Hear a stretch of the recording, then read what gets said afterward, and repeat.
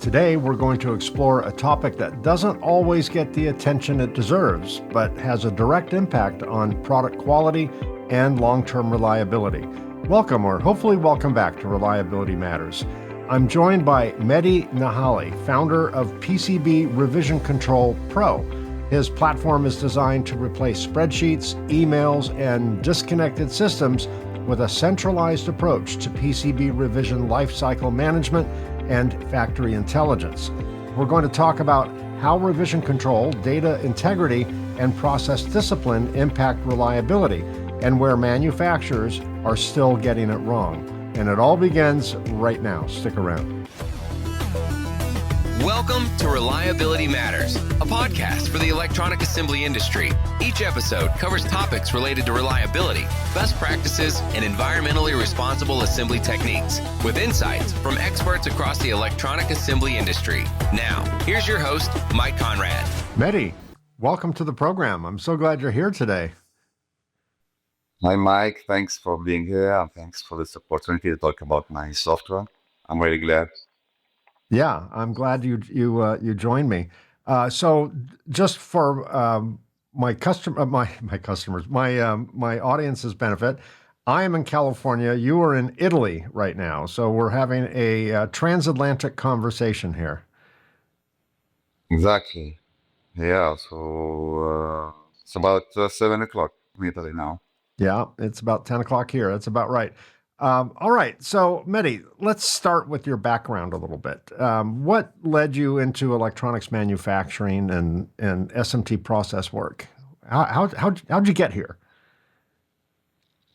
I've always been drawn to the intersection of precision and complexity, and the network manufacturing is exactly that for me. I started as also, let me say, an SMT technician, so 10 years ago. And I have hands-on estimate also, let me say, in Yamaha and Samsung SM for 71, for 82. What I loved about it also, it was also the combination of a technical depth, let me say, and the real world impact.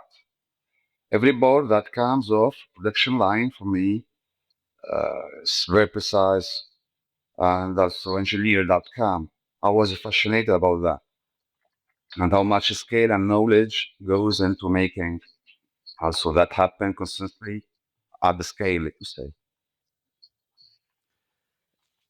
So you've spent a lot of time on the production line, and I'm assuming that you've seen reoccurring problems that just keep coming back. What types of reoccurring problems did you actually see firsthand that sparked the idea to solve that problem or those problems? That's a good question. So, what attracted me most, how much time highly skilled engineers like us and SMT also spent on tasks that were fundamentally about data management, now, rather than engineering judgment. Also, before every production run, engineers in SMT also would compare BOM files manually and do the verification of the pick and place files too, and cross-check assembly drawing. These are more important, also those are important steps. They require expertise and attention. But the actual comparison work, going line by line through spreadsheets, that part doesn't require an expert, I thought. What if I could automate this also cycle, this comparison, so the expert can focus on the judgment, not on the counting, and spend time on comparing? That was also let me say, the most important thing, what I thought about. Yeah. At what point did you realize that revision control and data management were bigger issues than most people realized? When I start looking at how much time the revision of support actually consumed across the project lifecycle, Uh, from first design to production release, a significant portion of engineering hours go into managing, verifying, and communicating also revisions, BOM updates, and junctions, PMP files, as updates. Let me say also multiply that by a number of products the company also manage simultaneously, let me say, and you are doing, and so you are talking about a substantial portion of engineering capacity. I realized that if we could compress that time from hours to minutes, the productivity impact would be enormous. So that was the insight that led me to build this platform or this software. Yeah, most people in that situation would complain that they don't like the way something's done. They might try and make it a Yeah. little bit better. They might come up with some ideas and pitch those ideas to management. You did something a little bit different. You said, I'm just going to rebuild the entire system. I'm going to come up with something that doesn't exist and replace the traditional methods of revision control. That is very entrepreneurial. So, what did your employer think about that? That you were, basically trying to scrap the existing method of emails and spreadsheets and all of that, and come up with something new. Did they support you? Did they uh, help you with that, or encourage you with that, or was it just something that you did kind of on your own as a side hustle? Also, as I told you, my 360 degree of know-how in SMT and my experience also lead me to do that. How?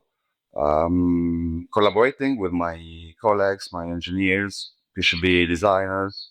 I've seen a lot of time they consume also to compare the bombs, also to pass from a version to another. And one day I said for the PCB designer and the engineers in my company where I work, I said to them, what if I create a software that make the automation of all this process? Like this, we can gain times and we cannot spend time, a lot of time also to compare all the versions of the project. Because where I work also, it's a famous company of automotive and they do also so interesting PCB boards and projects and they need a lot of precision and traceability. I said, why not? I did it. We try another way, more also, let me say, technological and automated it. That's it. They told me if you can do it, also we would be glad. Also, and my boss too. Also, he encouraged me to do that, and that's it. Also, I did it. I thought in 360 degree of in my company. I didn't thought just about myself. I thought about the designer. I thought about also the PCB designer, the electrical engineer. Yeah, and I release it. When I release it now, we are gaining a lot of time. When they want to make an upgrade, a hardware upgrade, they don't need to go back to the versions or the last bomb of etc. They just pick the bomb of the last version, new bomb, and then they can compare and see, and they can make a cross check between bombs, between pick and place files and bombs to see if the PCB designer is aligned with the electrical engineer. And by my experience, I have seen a lot of consume of time, as I told you, and a human error. Because sometimes the PCB designer or electrical engineer, they are not aligned. Also, the problem, I will see it me later in the production line. And I have to signal it to them. And by this way, I will also lose a lot of times. Also, PCB Pro revision is created to evite the human error and to speed up the process in SMD to make it so digital and more intelligent. That's it. Now, the company the product that you developed, and the company that you developed. I was reading your website, and in the about section, you state that this is a one-man operation. You are the principal code writer, the designer, the architect, the business person, which is very impressive. So not every SMT engineer who can run a pick and place machine and a reflow oven can also go back and write code, and set up a business and a pretty cool looking website and all of that. Where did those skills come from? I mean, clearly you have them, but did you write code before you spent time on an SMT line? Also, it's a work of 1 year.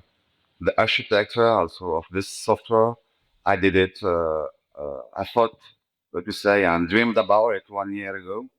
And I said, Mehdi, why not? Also, if you release something like this.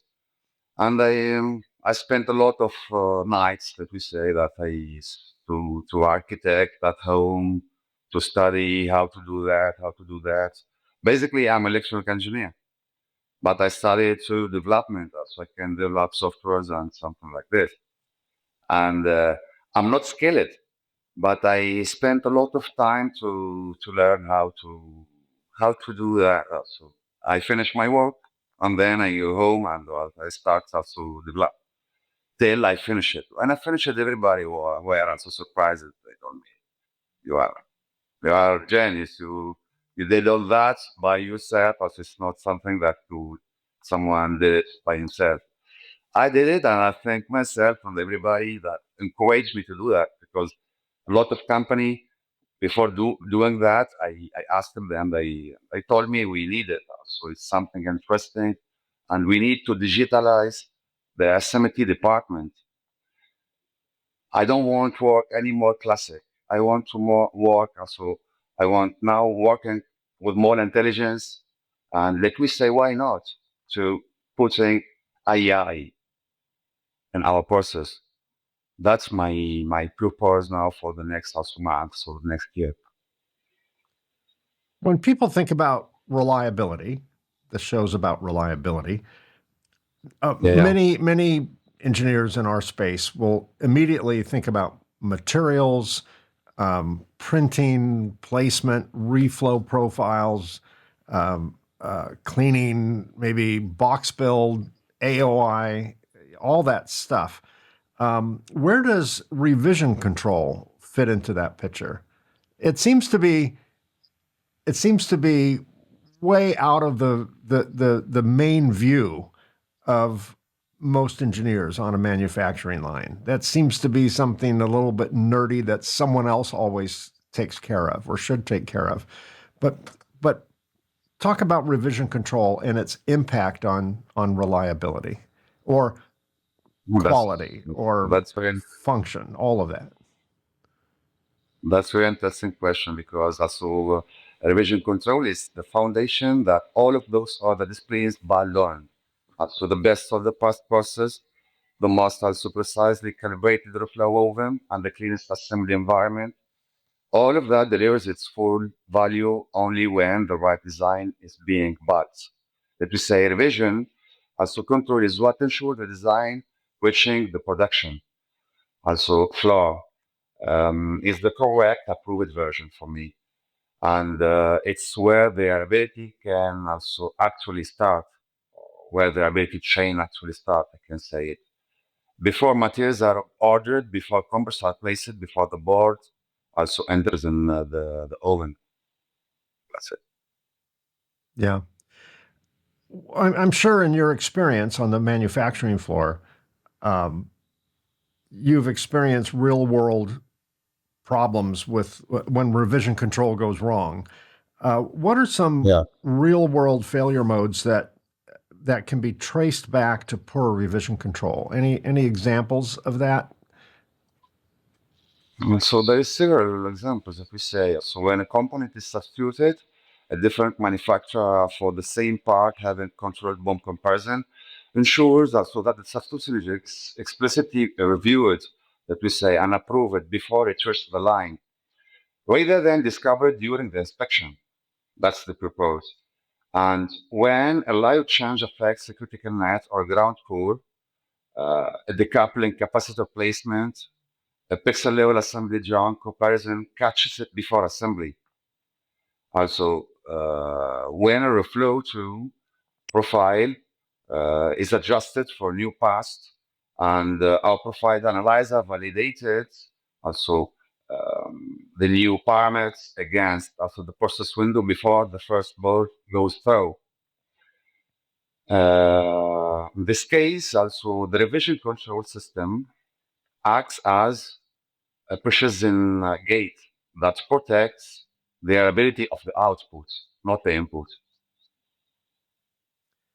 How often That's let's quantify the amount of Yeah. issues that occur. How often do you see mismatches between bill of materials, pick and place files, assembly drawings? Is this a fairly rare event, or does this happen more than most manufacturers care to admit?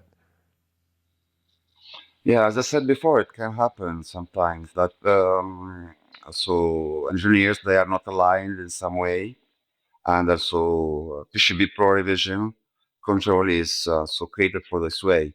It's one of the highest value also making these checks. Also areas in the transition from design to production. The PCB designer delivers, for example, a pick and place file based on their design data, and the engineering team has the bone. Okay, those two documents are created independently, and they need to be perfectly also synchronized between them, let me say, before the production starts. But under responsible production, our smart check feature also check, let me say, or automate that cross check validation entirely, comparing BOM, let me say, comparing also every reference designator and every component value, every package, every placement side between the two files. What user to require and experience it, let me say, engineer spending hour checking line by line. Now, with also my software, you can do it in just 2 seconds. You just put the two files and you can make the check Yeah, that's great. if they are allowed. So your platform, your software, is built around replacing spreadsheets and email chains. The industry Yeah. has used spreadsheets and email chains for lots of years. Uh, why are those tools so problematic in modern manufacturing environments? What goes wrong with the old tried and true spreadsheets and communication via Yeah, email? yeah. What could Good point. possibly Yeah. go wrong So, with that? so they are excellent engineered purpose, this classic way. Tools, but they were never designed for controlled revision, project, or management. A spreadsheet has no concept of an approved version. Also, anyone can open it, make change, and let me say, save it, and mail chain has no structured comparison capability. When you are managing a product with hundreds of components across multiple versions, the manual work of keeping those tools synchronized becomes a significant time investment. What we built, also, or what I built, it replaced that manual effort with automation. And so the engineer spends their time on engineering decision, not on data management tasks, so that the system can handle faster and more precisely. Yeah, And that's interesting. clearly revision control is vital to ensure products go out properly. It's also important for traceability purposes. How does the lack of traceability impact root cause analysis when something fails in the field?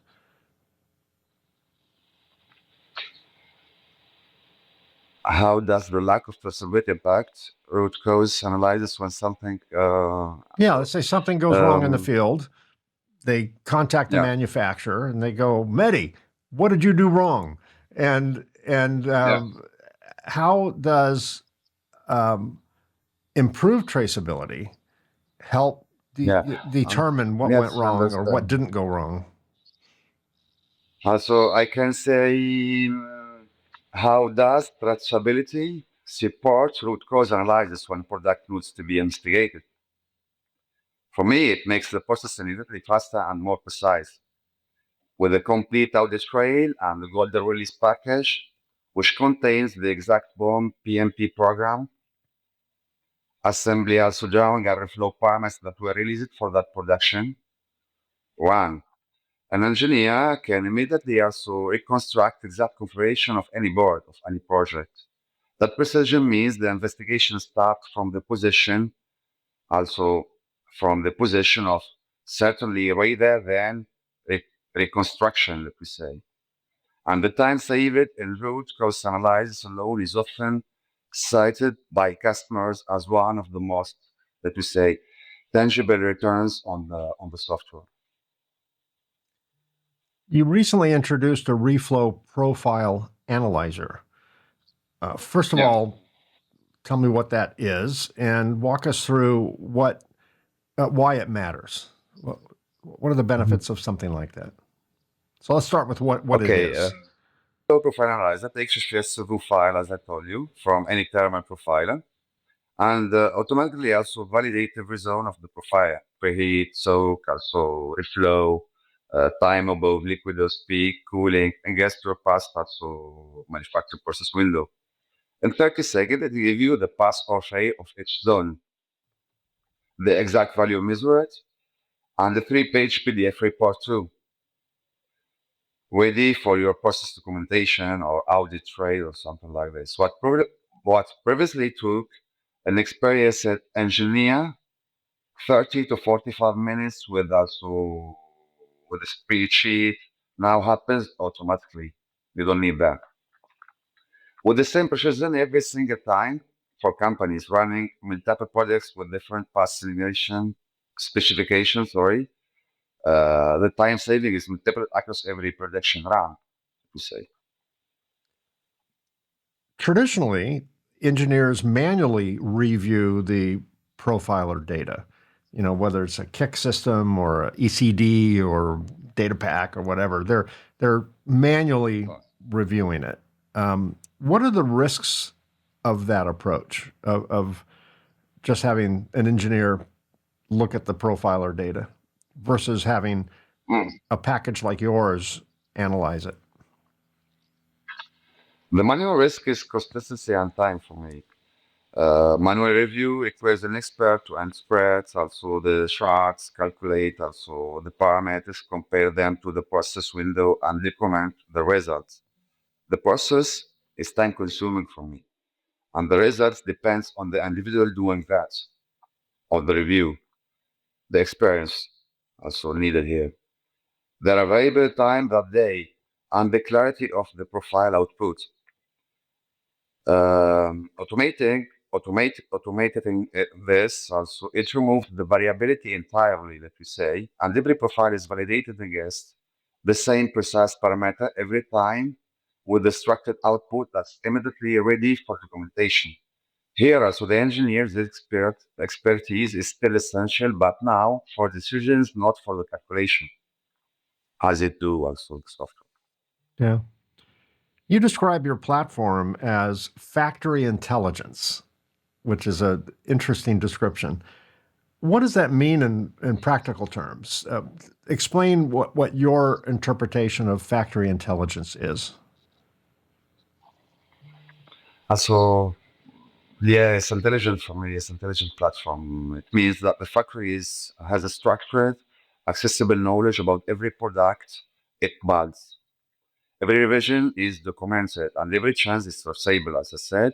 Every release is validated and controlled, and all of that information is instantly available to anyone who needs it. An engineer reviewing the history of the product, quality manager preparing for an audit trail, or a new team member getting up also to speed up a project. Um to speed on the project. Also, factory intelligence means the institutional knowledge of your manufacturing process is captured in the system, not, let me say, scattered across email inboxes and shared drives. Where do you see AI or automation having the biggest impact on electronics manufacturing over the next several years? I mean, AI is everywhere. It's ubiquitous now, and particularly within our manufacturing industry. What's your prediction? AI is already, I use it in my software too, as a, so you see in AI PDF chat, that's where you can put any PDF or schematics and you can talk with the system, with the platform, and they can explain you everything. But I'll ask about your question. I see AI in three areas. So first, intelligent change impact analysis. There we can put it. AI that can take an engineering change order and totally map it downstream impact across BOM. It's interesting too. Pick and place assembly drawing and the flow process. Also flagging everything that needs to be updated and reviewed. Secondly, predictive process optimization using historical profile and process data to optimize parameters that we say proactively rather than reactively. Thirdly, I see it too in design for manufacturer intelligence. That we say AI that can review a new bomb or layout and flag components or configuration that have historically correlated with production of challenges. Before the design is finalized, we are actively building also, let we say, I'm actively building also the first two in PCB Revision Control. Are manufacturers ready for this shift into automated revision control, or are many still kind of stuck in the legacy workflows? I think yes, the awareness is growing rapidly, especially among companies facing also increasing product complexity and shorter revision cycle. The challenge has been that the traditional tools for this, enterprise PLM systems, require significant investment and also a long implementation timeline. What I've built is designed to be accessible from day one. You don't need also Macs like other systems. A manufacturing team can be also operational on the platform within hours. I just install it and it's okay. It works. Yeah. For companies that are not quite ready to adopt a full platform like yours, what are some immediate steps? What can they do now to improve revision control? I mean, obviously they could buy a platform like yours, but Right. before they do, what's your best advice for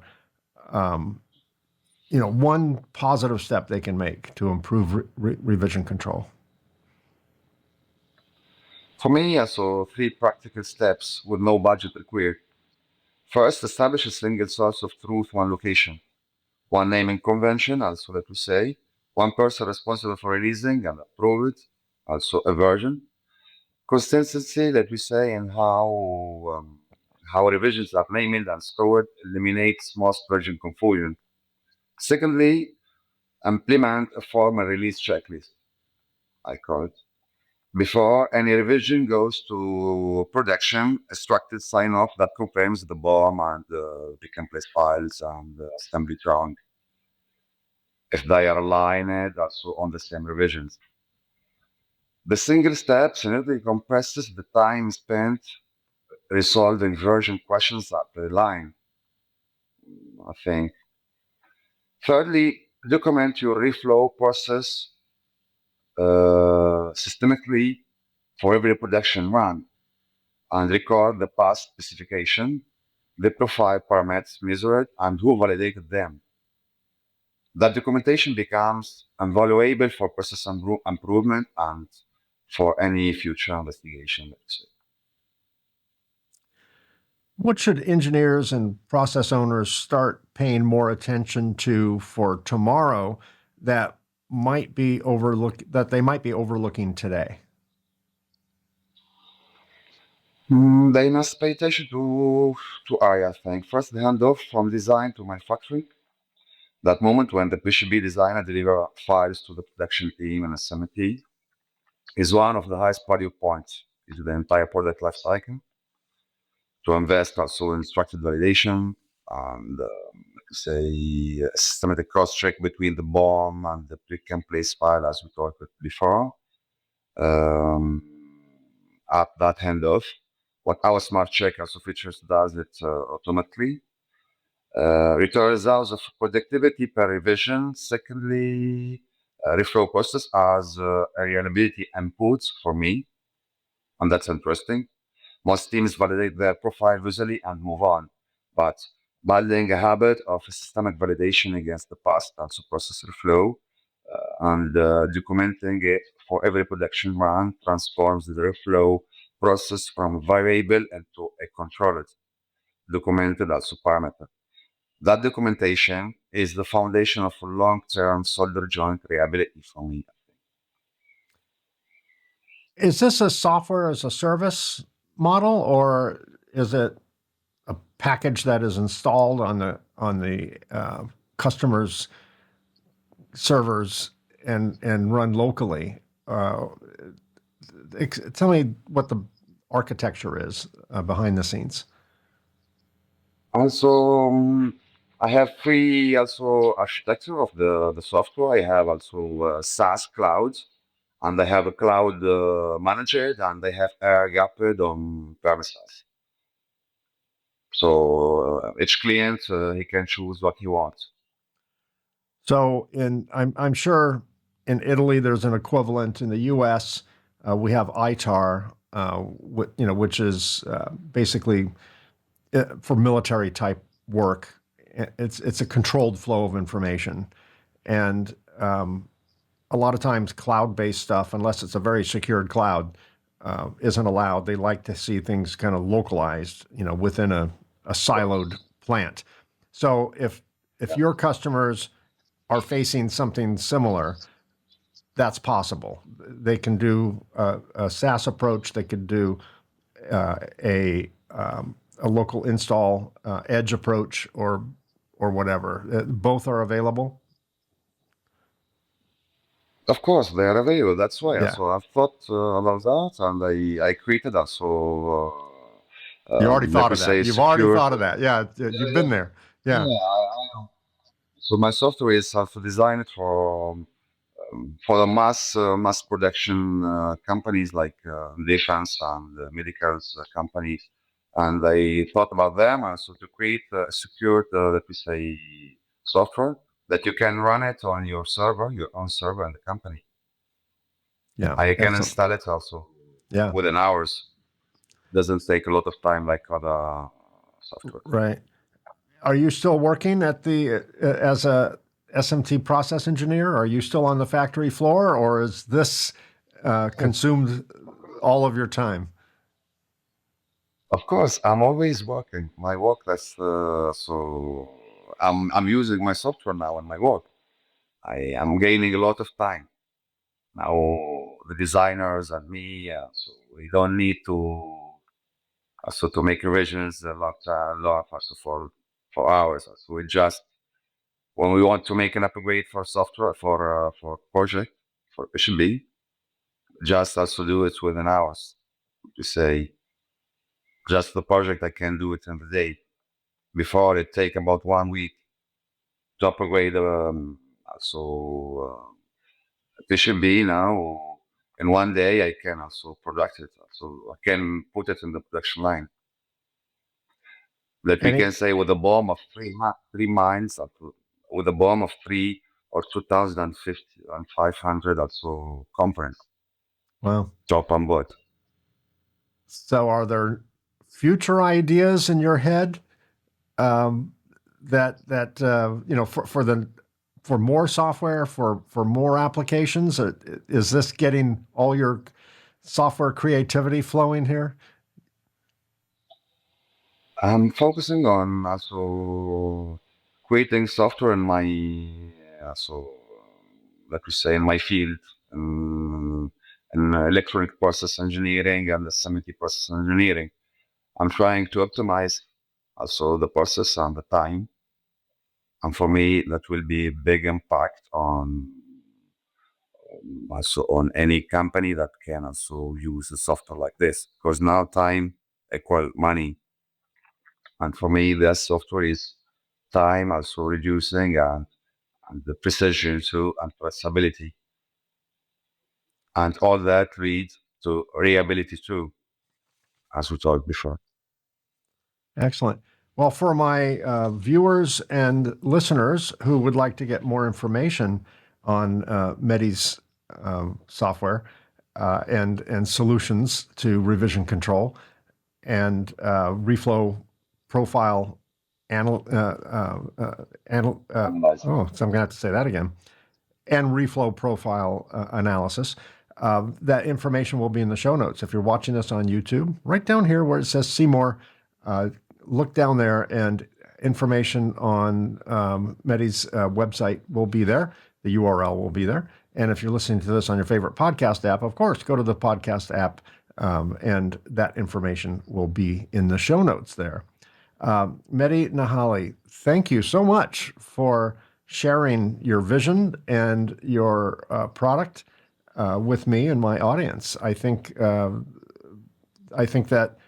the industry can certainly gain quite a bit of advantage by using something like that. And I can definitely draw the lines to revision control and reliability. I think we don't have to stretch too far to connect those dots. So thank you for sharing, and the best of luck to you, Mehdi, as you expand your software empire. At some point, I'll say I knew him when he just had one product. So keep up the great work, and I wish you again just continued success. Thank you, Mike. Thank you again for this opportunity. I'm really glad that we were talking about my software, and I'm really glad that I'm creating something to make advantages in the wheel assembly world for companies around the world. What I want is that we create intelligent also softwares for assembly world and make the process more intelligent and more automated. Thank you again, Mike. Thank you, Mehdi. It was great to meet you. Take care. All right, here are some final thoughts. If there's one takeaway from this conversation, it's this. Reliability isn't just about what happens during printing, placement, reflow, cleaning, or tests. It's about the integrity of the data that defines the product in the first place. Because if the wrong version gets built perfectly, it's still wrong. And that's a wrap on another episode of Reliability Matters. Thanks for being here. Whether you listened on your favorite podcast app or watched it on YouTube, I really appreciate you. If you haven't already, hit that subscribe button so you don't miss future episodes. And a huge thanks to PCB Chat from the Printed Circuit Engineering Association at PCBchat.com and Ascendo Reliability at reliability.fm for syndicating this show. Got a question or an idea for a future episode? We'd love to hear from you. Visit reliabilitymatterspodcast.com. Thanks again for being here. Until next time, keep learning, keep doing it right, and remember, reliability matters. I'll see you again in 2 weeks.